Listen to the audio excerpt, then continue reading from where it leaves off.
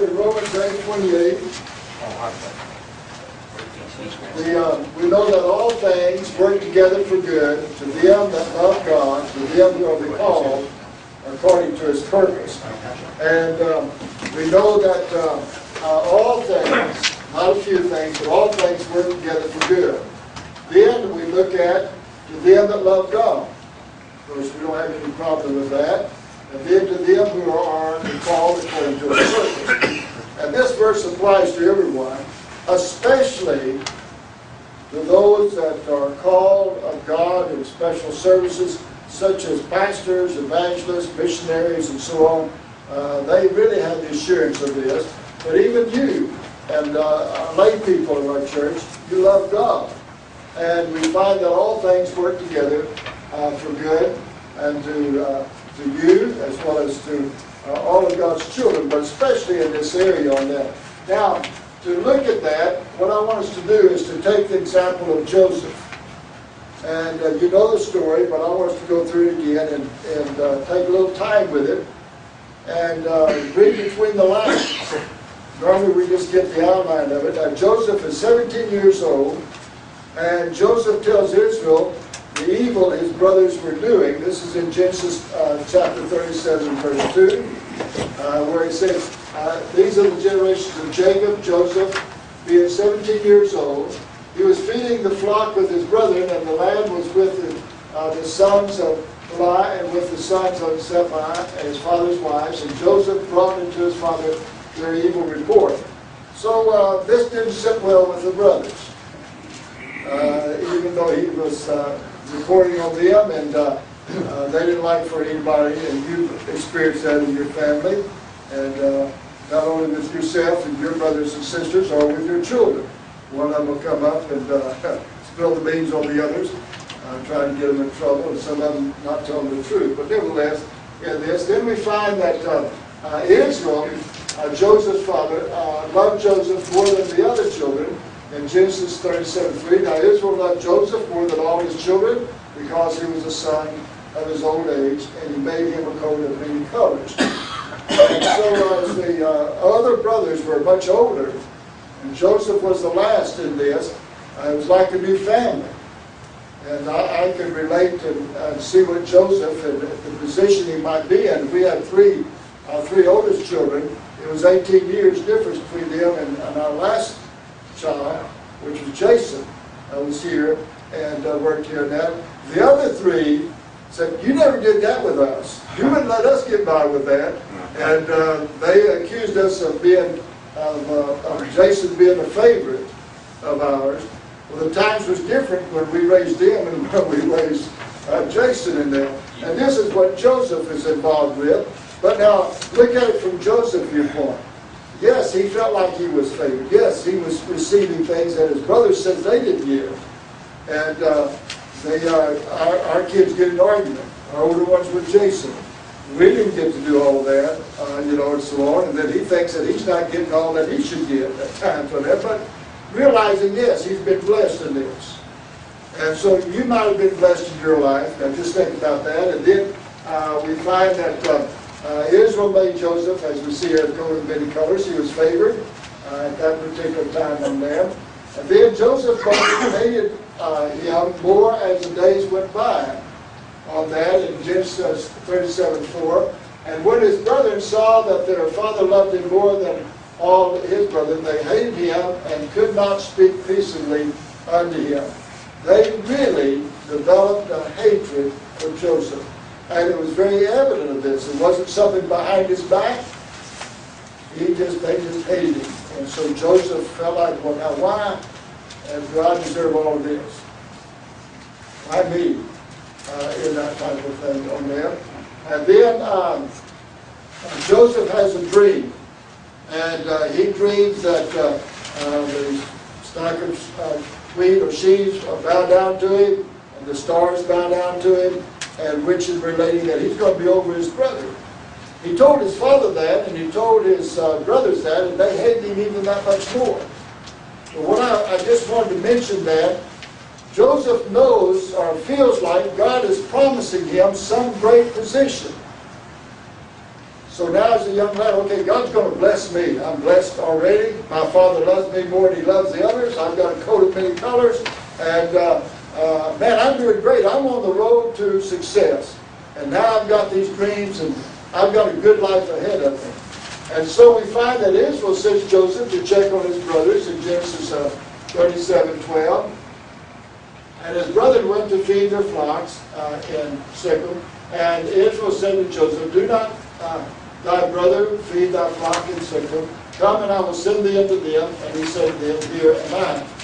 Though his father was showing care for the brothers and for Joseph to go, Joseph still, he had that spirit about him, even though he knew they hated him, he wasn't going to be mean to them. He was going to try to help them. He was going to do good. You overcome evil with good. We see in Romans that tells us that you don't come over evil with evil, but overcome evil with good. And so Joseph was applying the good and going to do that. And so we find then in verse 14, and he said to him, go, I pray thee, see whether it be well with thy brother, and well with the flocks, and bring me word again. So he sent him out of the vale of Hebron, and came to Shechem. Then we find in verse 15 and 16, and a certain man found him, and behold, he was wandering in the field, and the man asked him, saying, what seekest thou? Joseph didn't find where the boys were, didn't know where to go, and didn't have a map really of everything around there. And so this man asked him what he after, and he said, I seek my brother, tell me, I pray thee, where they feed their flocks. And of course in verse 17, the man said, they departed hence, and I heard them say, let us go to Dothan. And Joseph went after his brother and found them in Dothan. And so finally he locates them. Now as he goes, the brothers see him coming, and they plot to kill him. Now things are not going well. He's got the attitude everything's going fine. Sometimes we have that in our life, don't we? We think everything's going fine. I mean, God's been blessing me. I've got a future for me. Then the bottom falls out. You wonder why. See? And they said one to another, behold, this dreamer cometh. So they're not forgetting what he said about that dream. And they're really upset over that. And then to come now, therefore, let us slay him and cast him into some pit, and we will say, some evil beast hath devoured him, and we shall see what will become of his dreams. So he thinks he's so big with his dreams, we'll just kill him, put him in a pit, then see what happens on that. So they had no depending on God or anything else. They just taking matters in their hands. They were going to get rid of this kid. He was a pest to them and didn't want him. And so Reuben, though, intercedes for Joseph in verse 21. Now, Joseph has no idea this is going on. He thinks everything's just fine. He followed his father's orders. He's going in. He's going to take the food. And if he takes some supplies, maybe his brothers will like him. If I try to help them, they'll like me. We try to do things in our life to better our situation that we might have and think things are going to go better with us in that. And so Reuben heard it, and he delivered him out of their hands and said, let us not kill him. And Reuben said to them, shed no blood, but cast him into this pit that is in the wilderness, and lay no hand upon him, that he might rid him out of their hands to deliver him to his father again. Now Reuben had a plot, told his brothers, let's put him in this pit, leave him alone. Whereas his idea was he'd come back later and get him out of the pit and spare his life involved in that. Well, we find that they stripped Joseph of his coat of many colors, and they cast him into a dry, empty pit in Genesis 37:23. Now think about that. It came to pass when Joseph was coming to his brother that they stripped him out of his coat of many colors that was on him, and they took him and cast him into a pit, and the pit was empty, and there was no water in it. Now things are changing for Joseph. His prized possessions taken away. That car that you really like and you just bought and got it all shined up, you just had a wreck in the family. Totally. Your prized possessions gone. And then the next thing you know, you hit the bottom of the pit. Went to work and they fired you. Things are going worse. Now here Joseph is put into a pit that he can't get out of, and there's no water in it. Probably hoping, I sure hope it doesn't rain in this thing. But here he is. He's stripped of his prized possession. He's cast into the pit. They didn't let him down in there. You can just assure that. They pushed him off into that pit. They just cast him in there. He was hurting. He was scared. Bottom of that pit. You got into a situation similar to that? How can anything good come out of that? Things happen in our life and we wonder, how can anything good come out of this? Why is this happening to me? I'm trying to serve God. And I know the Bible tells me that God will take care of me, but it sure doesn't look like it now. We get there quite often, though. Get in those positions where we feel like, man, where's God? What's going on with this? Why is this happening to me, and why is this part of it? And so a company of Ishmaelites passed by on their way to Egypt, Genesis 37:25. And this is no accident. God is working behind the scenes with Joseph as he's working behind the scenes with you. Now, as we'll see in the very last of this, Joseph had one thought in mind. All things will work together for good. He was a love God.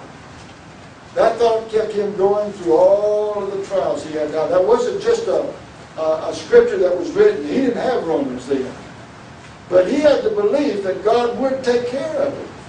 Regardless of the circumstances, that if he would be true to God, and whatever circumstance would be, God would take care of it. Now, where he got that, we can find many areas involved with that. But at this particular point, you don't have the book of Psalms. All you've got is back of some things that Abraham was taught, and others is coming down the line to Joseph, and that the Bible hasn't even been printed on that part. But the relation of how God is taking care of people is what is coming in. And he has that faith. And so we find they sat down to eat bread, and they lifted up their eyes and looked, and behold, a company of Ishmaelites came from Gilead with their camels bearing spicy and balm and myrrh, going to carry it down to Egypt. And Judah gets a thought, and he suggests that they sell Joseph to the Ishmaelites. So instead of letting him die in the pit, all right, if Joseph would have thought probably, well, if they'll just go away, maybe I can get out of this pit. Now, he could have tried to figure out ways that God could deliver him from that pit. But I don't think he did. We don't know. But from all of that I've read about Joseph in this, I believe he just simply trusted God from moment to moment in that. And a lot of times when we get into problems, what do? We try to figure out how God can spare us or get us out of this problem. And a lot of times, God doesn't even go that direction. Comes from a different direction altogether, where we have to learn to just simply trust him. And Joseph just simply trusted God. Now, he has no idea what's going on. He can't see anything out there. He's stuck down that pit, but God is doing his work.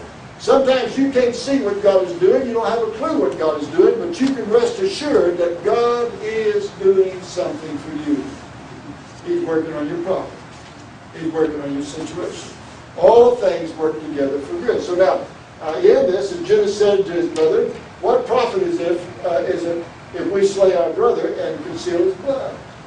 Come, let us sell him to the Ishmaelites, and let not our hand be upon him, for he is our brother and our flesh. And his brethren were content with that. So let's sell him to the slavery. Well, now, I don't think they talked to Joseph about that or said anything to him. Joseph had no clue about it, but now think about that. Going from a pit, it might be the last place you're going to be on this earth. If it rains, you're in trouble. An animal could fall down that pit, and you're in trouble again with that. You could starve to death, all kinds of problems there. But now, to go into slavery, how would you like to be sold into slavery where you have no control whatsoever over your life, and possibly be raised by a group of people you have no idea who they are or what they are, and be in a nation or a country where laws, you have no idea what those laws are or what's involved in that. So there's no bright picture in this at all, outside of the fact that you're just out of the pit. And I might give you another part. So sometimes we go from one problem to another problem, relieved of the first problem, but still we've got problems and wondering what's going on. Why me? And Joseph stayed true to the Lord in this, and so they sold Joseph for 20 pieces of silver in Genesis 27:28. We see that. Then there passed by Midianites, Richmond, and they drew and lifted up Joseph out of the pit, sold Joseph to the Ishmaelites for 20 pieces of silver, and they brought Joseph to Egypt. So now he's a slave. He's in bondage. He's been sold. There's no way he can walk out or he can get out of it. He's in, just to live in prison in that life. He's not limited to a particular area, but he is limited in one sense that he's got to stay with his owner, whoever that is with him. And he goes down into Egypt and to a different nation altogether. And Joseph becomes a slave to Potiphar, an Egyptian, in chapter 37, verse 36. And the Midianites sold him unto Egypt and to Potiphar, an officer of Pharaoh's and captain of the guard. Now, think about all the possibilities that could have been there. He could have been sold to a very mean individual.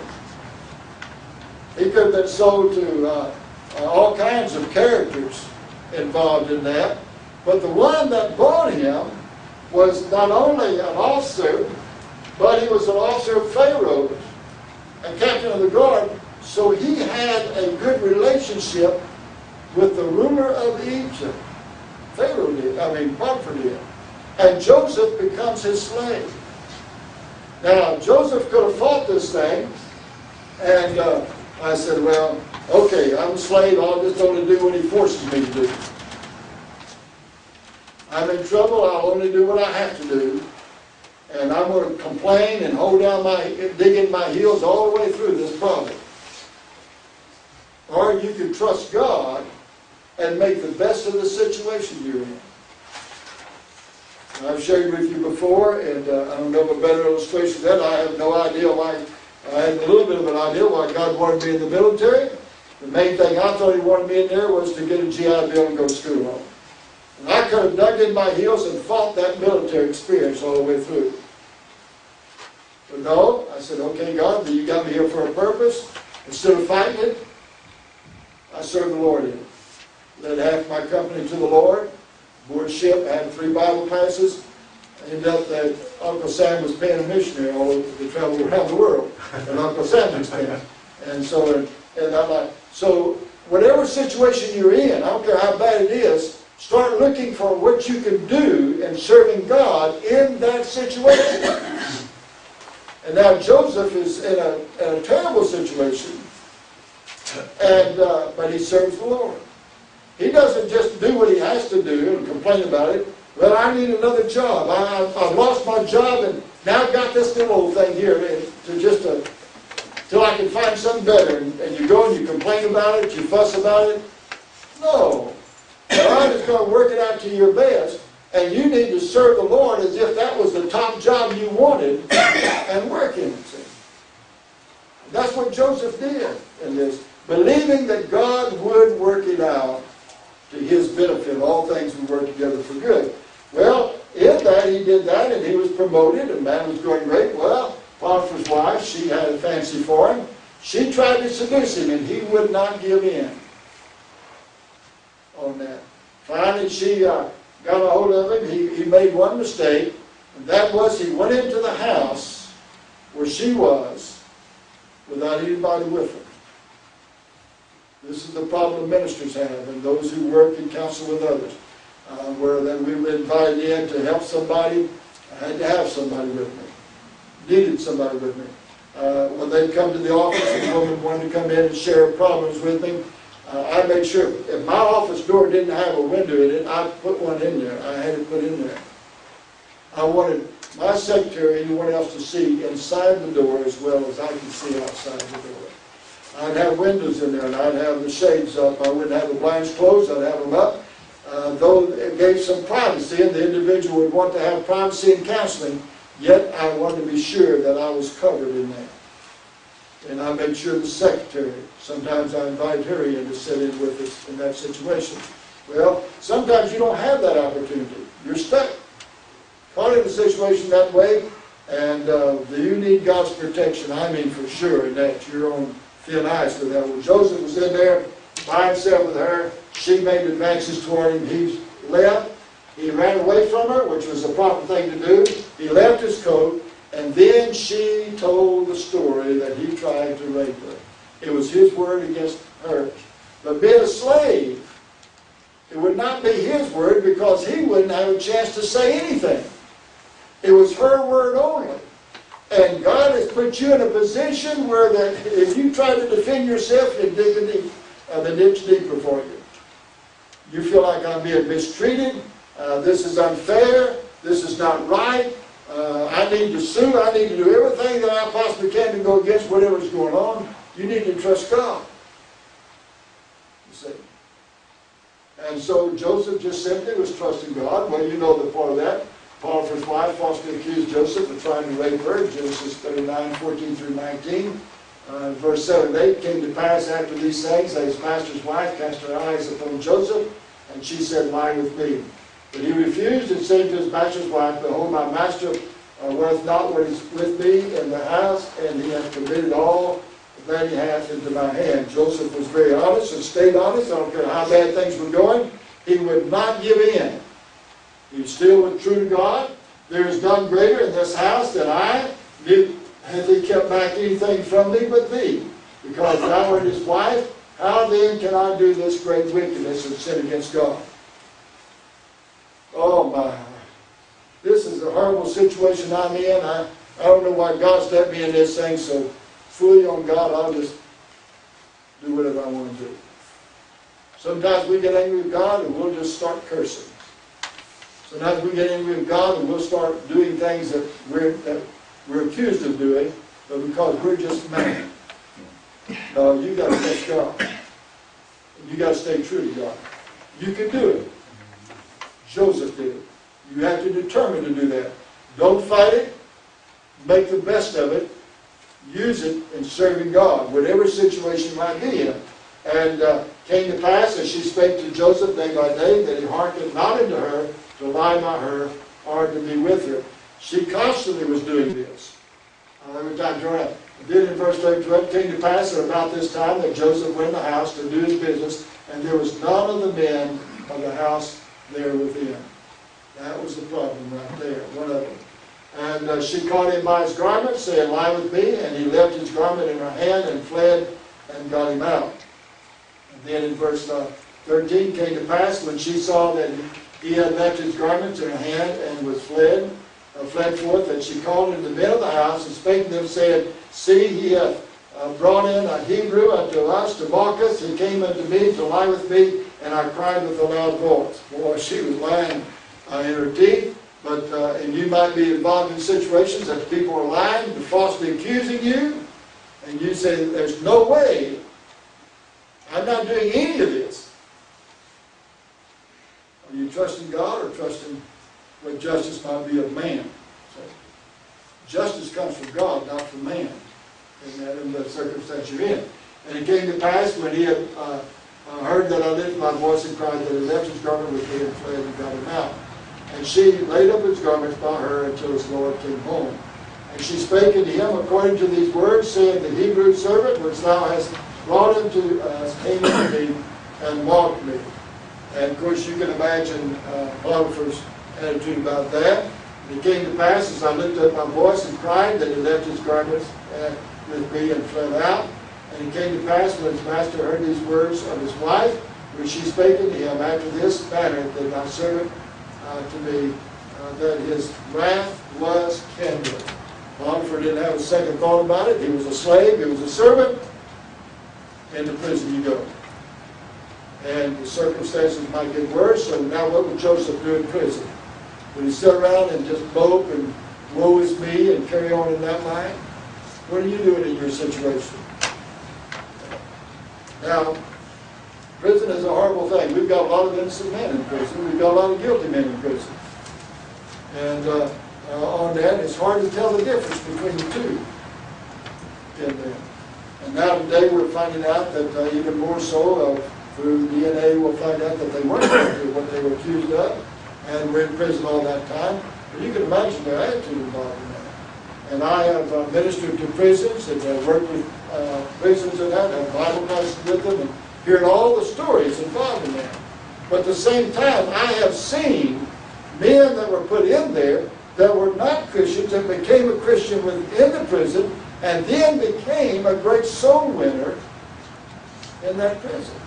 And I've seen some of God's people that were put in prison, and instead of fighting it and just condemning themselves, of asking God for forgiveness, and begin to use that time in prison to study and to witness while they're in there. And that's what Joseph did.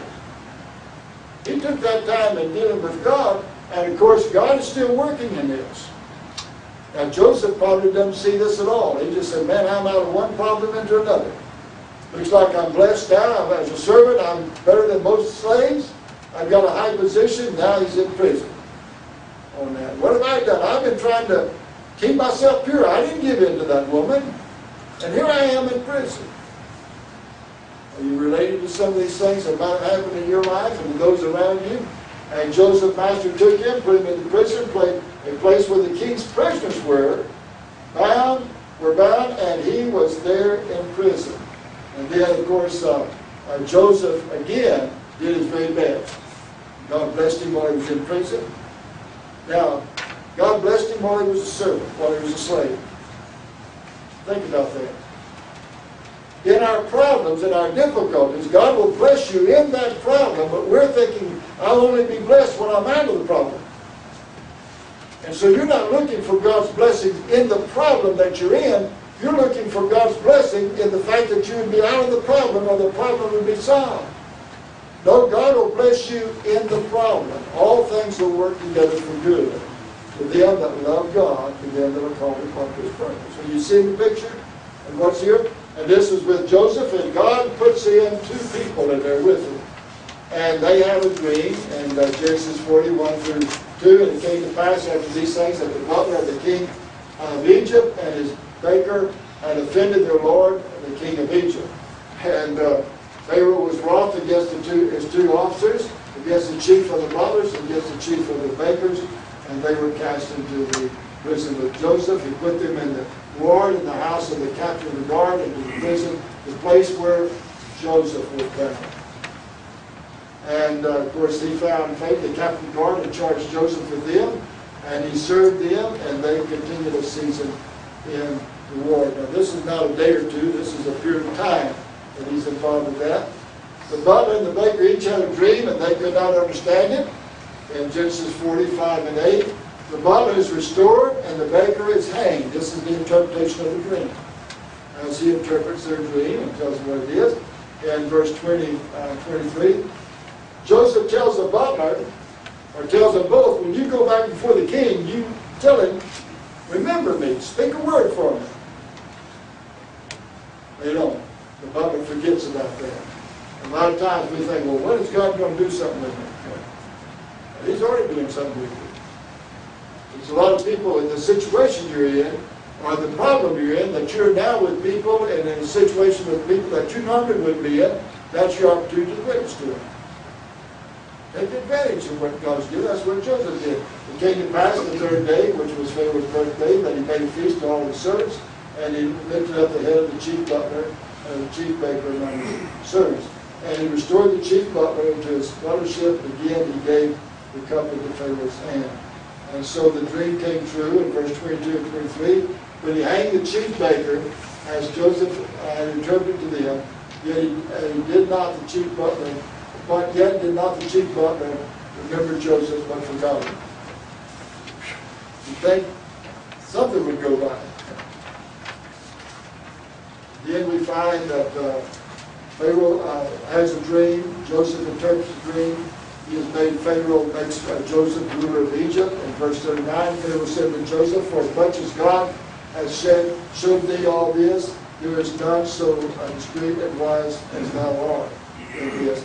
And so now, as Joseph interprets, made ruler of Egypt, thou shalt be over my house, and according to thy word shall all my people be ruled. Only in the throne will I be greater than them. Now this is over a period of time. Joseph now is no longer a servant, a slave. He is no longer a prisoner. And those two positions, you carry that with you. You'll always be remembered in that. An ex-con, talk to an ex-con. I don't care how good they live their life and how honest they are. The fact they're an ex-con, they're going to carry that for the rest of their life. And there's a problem in that. There's some things that will happen in your life that will mar, and you'll carry that with you. But Joseph didn't let that bother him. He trusted God in that life. And so we find that as Joseph now is in a high position, yet he does not contact his brothers or his father in all this time. And they go through the famine, and then the plenty, the land of plenty, and then the famine. And then his brothers come down, as you know the story, to get some food.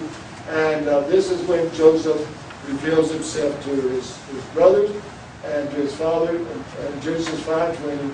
But as for you, you thought evil against me. But God meant it unto good to bring to pass, as it is this day, to save much people alive. Now, first of all, Joseph tells his brother, God has spared me.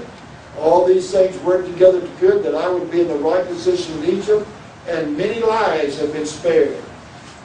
The Egyptians and other nations' lives were spared from the famine because of what God had instructed Joseph to do, and to store up all the food, and then used it even to an advantage of, as he would give it to people or sell it to people, he gained more land for Pharaoh involved in that. But nevertheless, lives were spared. But then most of all, his family would be spared. And God then kept the Israelites, or the Hebrews then in that part of life. All things work together for good in Romans 8:28.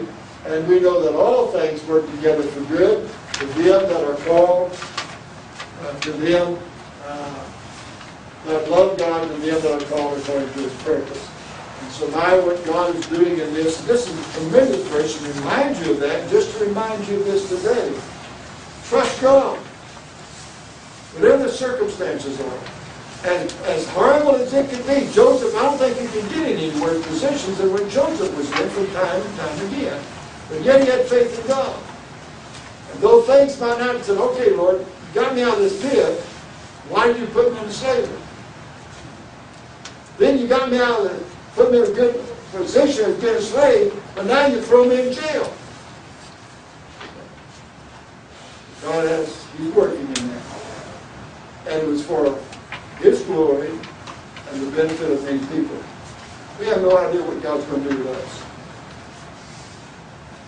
We need to trust him. And whatever circumstance you're in, use it for God. You'll be amazed how that God will give you a blessing in that circumstance and make it for good as well as honor to one another. All right, any questions or comments? Now we're going to get into